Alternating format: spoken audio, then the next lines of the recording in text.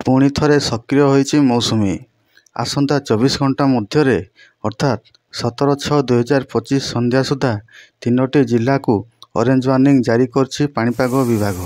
एही सबु जिले में प्रबल अति प्रबल वर्षा हेबाकु थिबा बेले 24टी जिला को येलो वार्निंग जारी करछि पाणीपाग विभाग। एही सबु जिले में बिजुली घड़घड़ी सह प्रबल वर्षा हेबाकु थिबा बेले 30 ରୁ 40 किलोमीटर बेगरे पवन बहिब बोली पाणीपाग विभाग भुवनेश्वर पक्षरु सूचना दिया जाइछि। तेबे चलंतु जानिबा केउं सबु जिला गुड़िकरे प्रबल वर्षा हेब।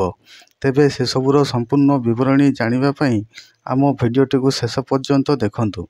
ता पूर्वरु आपण माने जदि आम चैनल टी को सब्सक्राइब करिनाहांती तेबे आम चैनल टी को सब्सक्राइब कर दियंतु एवं पाखरे थिबा बेल आइकन टी को दबाई दियंतु जा फल आपण माने आम चैनल रो पाणीपाग संबंधी समस्त तथ्य सबुदिन पाई परिबे।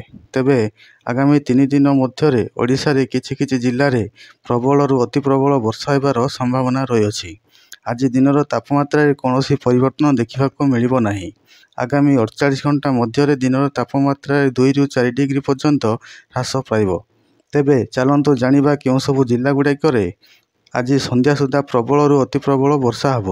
केन्दुझर, सुंदरगढ़, मयूरभंज जिले में प्रबल रु अति प्रबल वर्षा हेबार संभावना थिबा बेले एही सबु जिले में 7 ରୁ 20 सेंटीमीटर पर्यंत वर्षा हेबार संभावना रही। बाकी सबु जिला गुड़िकरे बिजुली घड़घड़ी सह 30 ରୁ 40 किलोमीटर बेगरे झटका पवन बहिब एवं प्रबल वर्षा हेब। एही सबु जिले में 7 ରୁ 11 सेंटीमीटर पर्यंत वर्षा हेबार संभावना रही।